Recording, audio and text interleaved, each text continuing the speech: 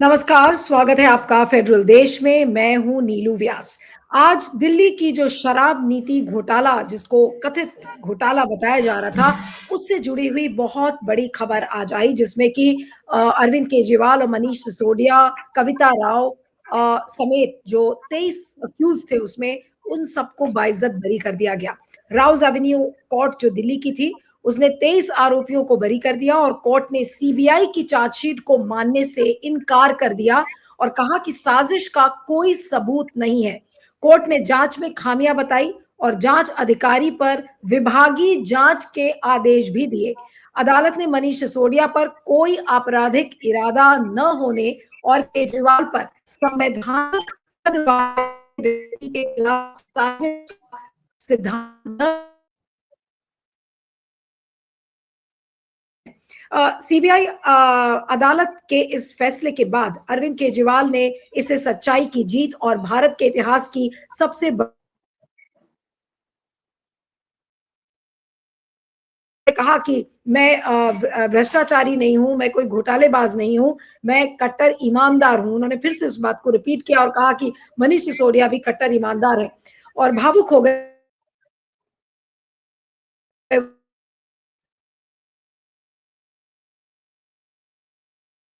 तो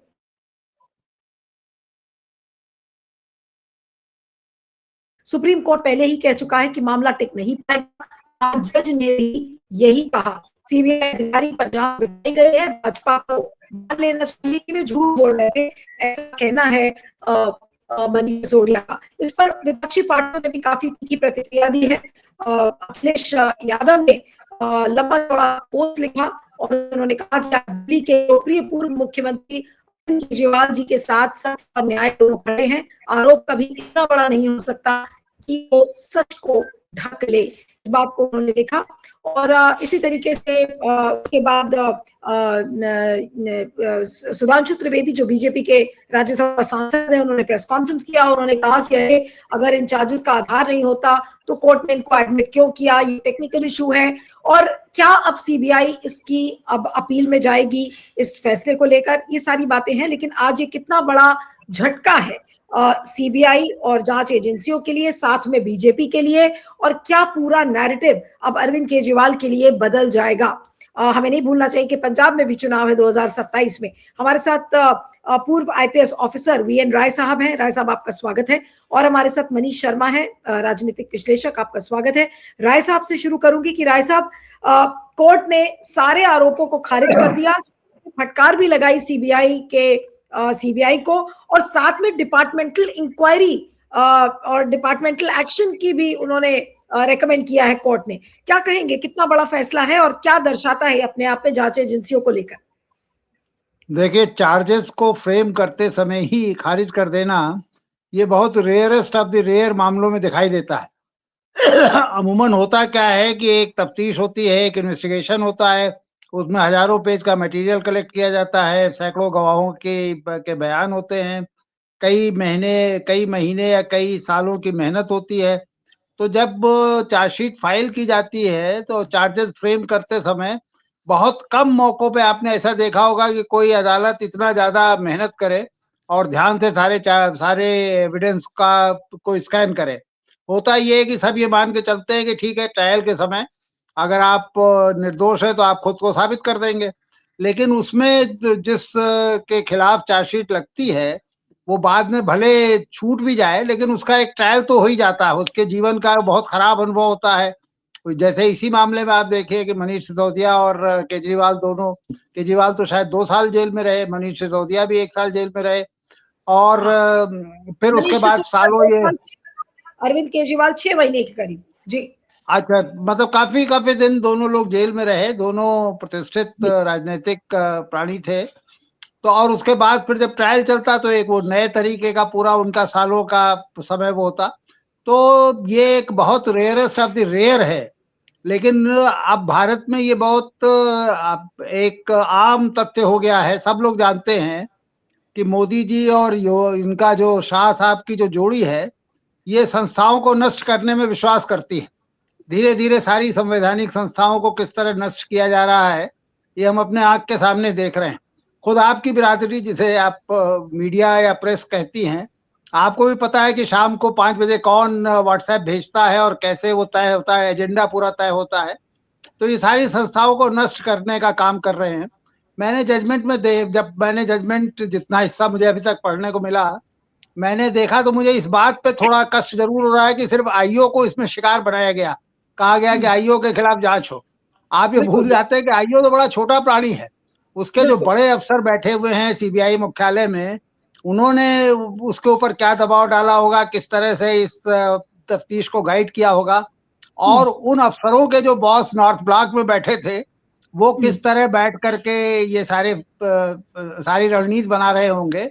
इसी मामले में आप देखिए कि एक लेफ्टिनेंट गवर्नर को सिर्फ इसलिए बदल दिया गया कि उसने शुरू में इसमें कार्रवाई करने से मना किया था, और दूसरा लेफ्टिनेंट गवर्नर लाया गया। उसने एक चीफ जस्टिस से इंक्वायरी कराई, खुद उसका प्रोसिक्यूशन सैंक्शन कर दिया, और ये सारी कार्रवाई शुरू हुई। तो ये कुल मिलाकर के एक बड़ा खराब अनुभव रहा और एक तरह से लोकतंत्र के लिए बड़ा, जिसे आप कहते हैं, घातक है। लेकिन अब आप कुछ नहीं कर सकते। सभी राज्यों में जब चुनाव आता है तो सीबीआई और ईडी सक्रिय हो जाती है। कि आज बड़ी हिम्मत दिखाई इस ट्रायल कोर्ट ने। पहली बात तो इनकी हिम्मत की दाद देनी पड़ेगी जो जज साहब है जितेंद्र सिंह जी, उन्होंने बड़ी हिम्मत दिखाकर ये फैसला किया। मुझे नहीं पता उनका तबादला होगा या क्या होगा, लेकिन जो बात आप कह रहे थे कि खाली आईओ को जो उन्होंने डिपार्टमेंटल एक्शन उसके खिलाफ किया है, बल्कि बड़े बड़े मछली जो सीबीआई के वो बैठे हुए हैं। आज क्या चीज रोक रही थी जज साहब को ये काम करने से? अगर वो डिपार्टमेंटल एक्शन उस आईओ के खिलाफ कर सकते थे तो फिर ये भी सीबीआई डायरेक्टर के खिलाफ भी वो कुछ लिख सकते थे। यहाँ तो सीधा सीधा वो जो केज पैरेट की बात की जाती है, यहाँ तो बिल्कुल ऐसा लग रहा है कि सीबीआई को छोड़ दिया गया है कि जाओ जितने भी विपक्ष के जो नेता हैं उनको आप हाकिए और उनको लेकर आइए हमारे पास। तो आज क्या जज साहब यहाँ चूक गए? ये गलती क्या उनसे हो गई? आप देखिए, वो जज साहब चूके नहीं, उन्हें करना भी नहीं चाहिए, क्योंकि उनके सामने सीबीआई डायरेक्टर या सीबीआई के दूसरे बड़े अफसरों को तो अपना पक्ष रखने का कोई मौका था नहीं। तो वो तो इसके बाद जब अगर जांच हो और जांच सही अर्थों में हो तो अब निश्चित रूप से वो आईओ बोलेगा कि भाई वो क्यों इस तरह के मामले में उसने अपना हाथ डाला, और अगर वो बोलता है तो उससे सीनियर अफसरों को भी फंसना पड़ेगा। बहरहाल कुल मिलाकर के ये आप सही कह रही है कि बड़ी हिम्मत का काम किया है, और ये कोई बहुत पढ़े लिखे जज है जिस तरह का जजमेंट है। मैं ये नहीं कह रहा हूँ कि बाकी जज जो जजमेंट देते हो पढ़े लिखे नहीं होते, लेकिन सोशली इन्फॉर्म्ड, सोशली कॉन्शियस, इस तरह के आपको कम लोग दिखाई देते हैं। तो उसमें ये निश्चित रूप से बड़ी हिम्मत का काम है जी। ठीक है, समय समाजवादी पार्टी के प्रवक्ता सर्वेश त्रिपाठी भी हमारे साथ हैं। सर्वेश प्रवक्ता के अलावा एक लॉयर भी हैं। और सर्वेश, आप आज बाइज्जत बरी जो किया गया अरविंद केजरीवाल को, कविता राव को, मनीष सिसोदिया को, उनके साथ जो 20 और लोग थे उन सबको बाइज्जत बरी किया गया। आज हम भूल गए कि प्राइम टाइम न्यूज चैनल्स पर दिन रात ये बोला जाता था कि शराब घोटाला कितना बड़ा घोटाला है, कितने बड़े भ्रष्टाचारी सीएम है अरविंद केजरीवाल। मनीष सिसोदिया ने 2 साल जेल में बिता दिया। आज वो समय इन लोगों को वापस कैसे दिया जाएगा? ठीक है, कोर्ट ने एक फैसला सुनाया, वो बाइज्जत बरी हो गए, लेकिन क्या वो उनका बीता हुआ समय आज किसी तरीके से वापस आ सकता है? और क्या आज ये इंश्योर हो सकता है कि ऐसी गलती दोबारा ना की जाए?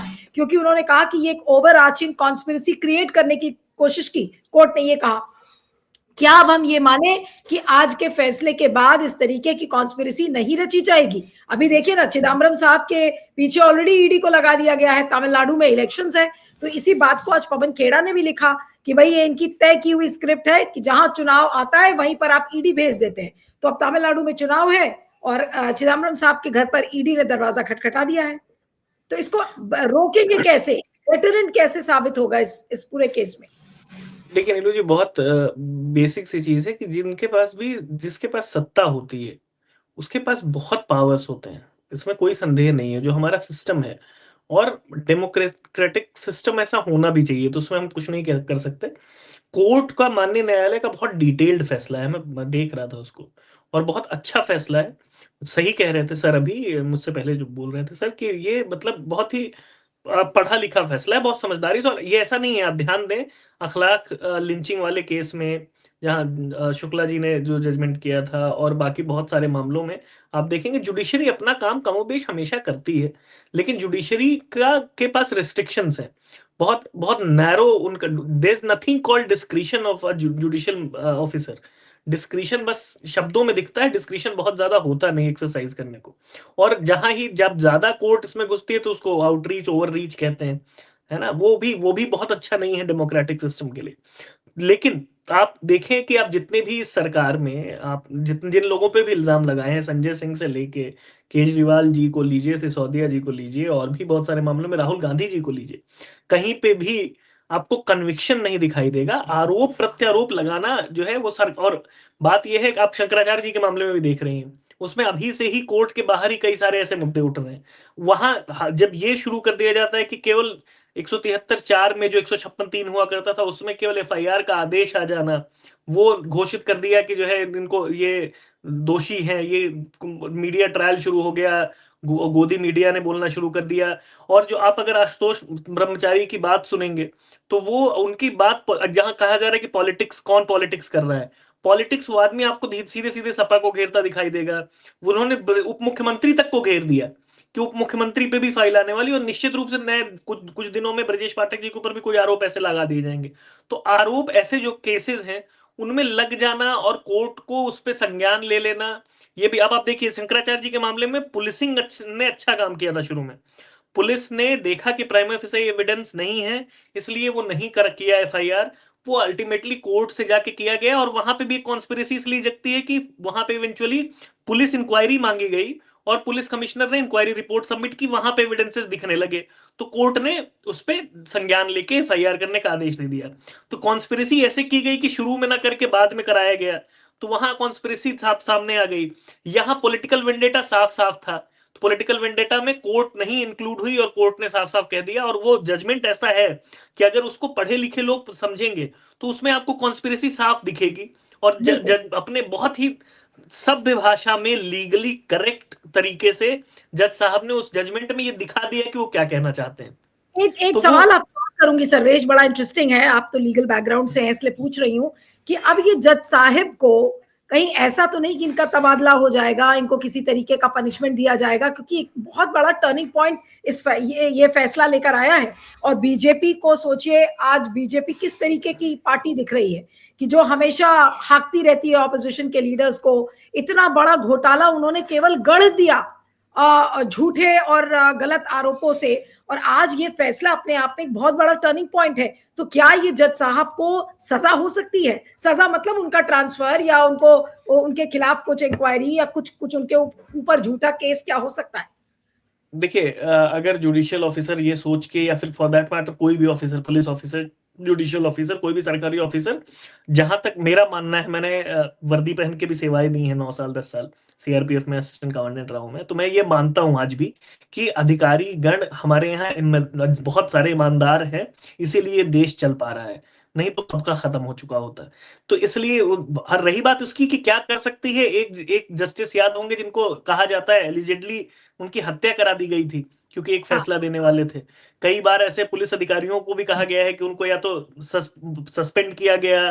कुछ बहुत वरिष्ठ पुलिस अधिकारी और बहुत ईमानदार पुलिस अधिकारी आज भी जेल में हैं। गुजरात कैडर के एक बहुत बड़े, I won't name him, but बहुत बड़े अच्छे अधिकारी थे, वो आज भी जेल में हैं और ऑफ नो ग्राउंड्स। तो ये किया जा सकता है। अभी आपने यूपी में देखा होगा, एक सीजीएम साहब का तबादला कर दिया गया, तो ये किया जा सकता है। लेकिन इससे किसी भी अधिकारी को, मुझे नहीं लगता किसी ईमानदार अधिकारी को कोई फर्क पड़ेगा। ये इससे पहले भी सरकारें आई हैं, नेता अपने लिए करना चाहते हैं, दैट इज फाइन। लेकिन जुडिशरी आज भी हमारे यहाँ प्रोटेक्टर ऑफ कॉन्स्टिट्यूशन है, और वो इसीलिए है क्योंकि उसमें हिम्मत है कि वो सरकार के अगेंस्ट फैसला ले सकती है और न्याय करती रहती है। इसीलिए हम पाकिस्तान न बनना चाहते हैं, न पाकिस्तान बन पाएंगे, क्योंकि हमारे यहाँ लोगों का जमीर जिंदा है। और वो जमीर हर जगह, इन भाजपा के पिछले कई मामलों में, चंडीगढ़ में आपने देखा होगा जो इलेक्शन का, उसमें भी माननीय न्यायालय ने ही वो फैसला पलटा था। वहां पे साफ साफ चोरी भाजपा ने की थी, और उसके बाद जिताया गया था दूसरे पक्ष को, भाजपा को हराया गया था कोर्ट के आदेश के बाद। बहुत सारी जगहों पे ऐसा हुआ है। लिंचिंग के मामले में, अखलाक लिंचिंग में ये केस वो वापस ले रहे थे, वहां जज साहब ने मना कर दिया था।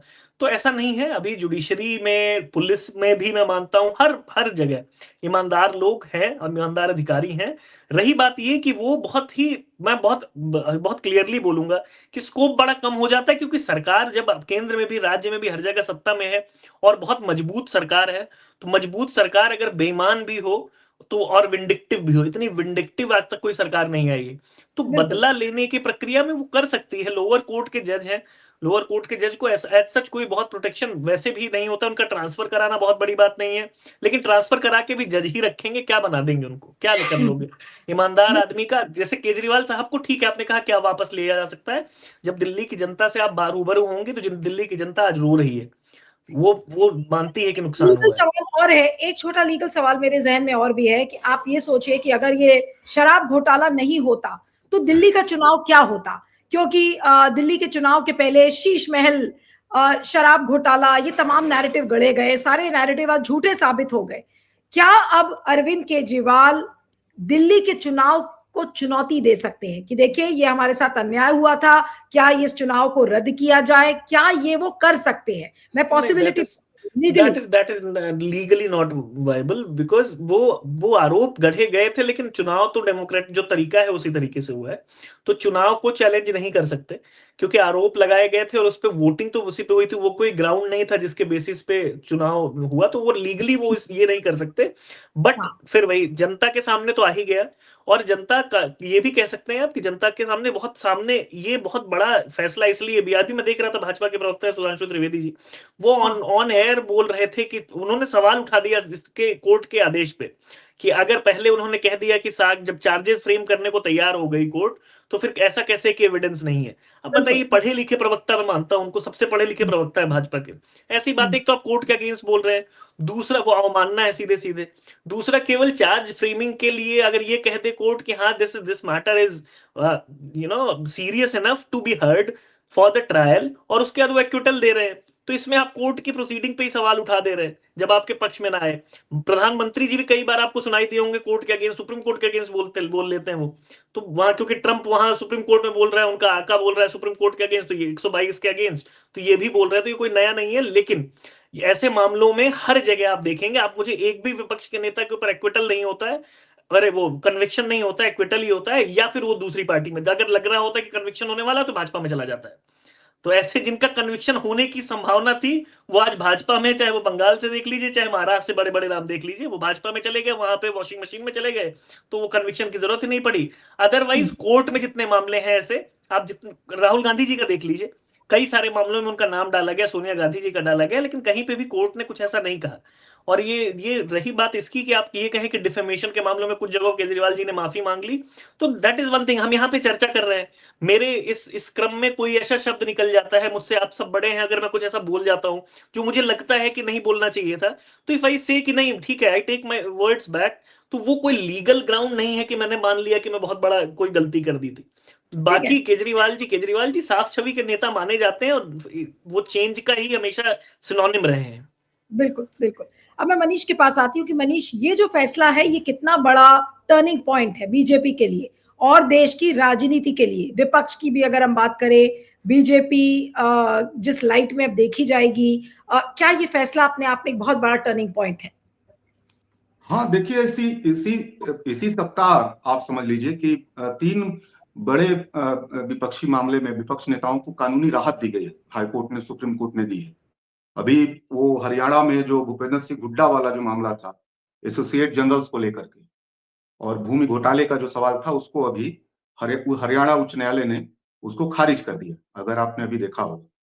हेमंत सोरेन को अभी इसी सप्ताह सुप्रीम कोर्ट ने, ईडी को एक तरह से उस पूरे मामले को बंद कर दिया, मतलब अभी उनको फाइनली बरी कर दिया, जो सुप्रीम कोर्ट में अभी था। और अभी तीसरे विपक्ष के नेता अरविंद केजरीवाल, जिनको आप देखिए कि उनको एक बड़ी राहत, और इन तीनों मामलों में कोर्ट ने सीबीआई को, ईडी को बहुत ज्यादा फटकार लगाई है, फिर से बहुत बहुत तीखी आलोचना की है कि आपको जहां ध्यान देना चाहिए वहां ध्यान नहीं दे रहे हैं, और ऐसे मामलों में ध्यान दे रहे हैं जिसमें कोई मतलब नहीं रह रहा है, तो बहुत सारी शिकायतें आपके पास है, उस पर जरा ध्यान दीजिए। तो ये जो ये आप देखेंगे, अभी 2 महीना पहले आप देखिएगा कि सोनिया गांधी, राहुल गांधी को भी हाई कोर्ट, सुप्रीम कोर्ट में वो जो नेशनल हेराल्ड वाला जो मामला था, उसमें संज्ञान लेने से, चार्जशीट का संज्ञान लेने से ही मना कर दिया। तो ये जो आप देखेंगे कि ये आने वाले समय में आप इसको किस रूप में देखा जाए। जैसे भाजपा की जो हिंदुत्व की राजनीति थी, दूसरा जो है उसका अति राष्ट्रवाद था, और तीसरा विपक्षी दलों को भ्रष्ट और वंशवादी बता करके उस पर अटैक करना था, उसको बहुत डिमोरलाइज करना था, जनता के बीच में उसे बहुत ही नीचे ले जाना था, उसकी छवि को चौतरफा उस पर चोट करनी थी। और उसके लिए वो सीबीआई का, ईडी का, लोकल अदालतों का, तमाम इस तरह के संस्थाओं का वो इस्तेमाल करते रहे। तो हिंदुत्व की राजनीति पहले ही 24 में संकट में आ गई। अति राष्ट्रवाद जो था उसको ट्रम्प साहब ने लगभग धो के रख दिया है। ये तीसरा जो था सारे विपक्ष को भ्रष्ट बताना, वो मसला भी अब यह राजनीतिक हथियार के रूप में भी आप समझिए कि आने वाले समय में भाजपा का यह हथियार भी भोथरा हो जाएगा। ये अब सारे ऐसे मामले जो है आप देखिएगा कि उस पूरे मामले में सारे लोग इस मामले में आमतौर पे जो आरोप लगता रहा है, वो इस बार ये लगातार तीनों फैसले ने इस राजनीति को भी लगभग संकट में डाल दिया बीजेपी के लिए। तो अब ये वाला हथियार भी अब जब चलाएंगे तो उसका राजनीतिक रूप से नकारात्मक खबर जाएगी। मतलब अगर आप किसी और विपक्ष के नेता पे अगर वो आक्रमण करें इसी तरह से, अब सीबीआई, ईडी अगर किसी विपक्ष के नेता को टारगेट करे तो बीजेपी की राजनीति को वहां संकट में पड़ जाएगी। तो आने वाले समय में अब मान लीजिए पंजाब में भी चुनाव है, बंगाल में है, चल रहा होने वाला है, तो और जगहों पे सीबीआई, ईडी का इस्तेमाल करना बीजेपी के लिए राजनीतिक रूप से आत्महत्या करने जैसी स्थिति अब हो जाएगी। ये एक पॉलिटिकली भाजपा को इससे धक्का लगा है, अगर आप इसको ध्यान से देखें तो। ये अलग बात है कि अभी मैं देख रहा हूं कि विपक्ष की जो एकता इस पे जितनी बननी चाहिए वो अभी हमको बनती हुई नहीं दिख रही है। कांग्रेस ने अभी भी उस पे केजरीवाल की ही आलोचना कर दी है इस मामले में भी जनरली, जैसे बीजेपी ने ही राहत दिलवाई हो इस तरह की बात कही है। और शायद ये इस तरह की बात की है कि पंजाब में चुनाव होने हैं, वहां भी राहत दे दिया जाएगा, वहां भी बहुत सारा फसान है जो वहां भी राहत दे दिया जाएगा। तो कांग्रेस का जो ये इस मसले पर इस राजनीतिक रूप से ठीक है, लड़ाई है, लेकिन ये एक भारत की संस्थाओं पे अटैक था।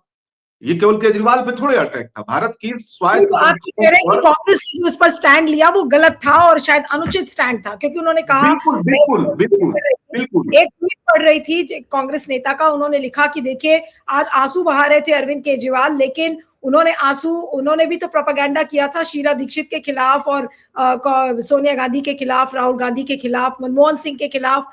तो ये जो आंसू है ये बिल्कुल दिखावेबाजी है और थोड़ा पश्चाताप भी होना चाहिए उस आंसू में कि उन्होंने जो कांग्रेस के नेताओं के साथ किया। ये बात लिखी गई है कांग्रेस की तरफ से।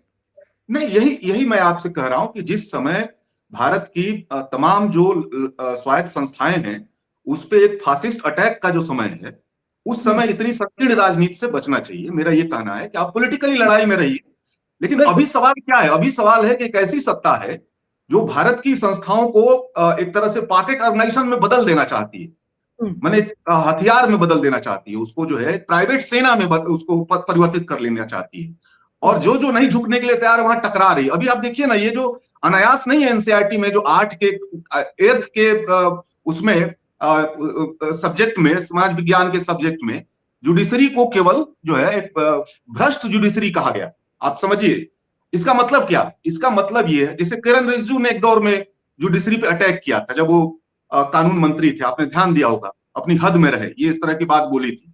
या आप देखेंगे कि उप सभापति रहते हुए झाकड़ साहब, जगदीप झाकड़ क्या नाम था, उन्होंने जिस तरह से जुडिशरी पे अटैक किया, तो आप देखिए कि अभी फिर ये कक्षा 8 में ऐसे ही थोड़े आ गया है, औचक थोड़े आ गया है कि आप नौकरशाही के भ्रष्टाचार पे न बात करें, राजनीति के भ्रष्टाचार पे न बात करें, और आप केवल जुडिशरी के भ्रष्टाचार पे बात कर रहे हैं।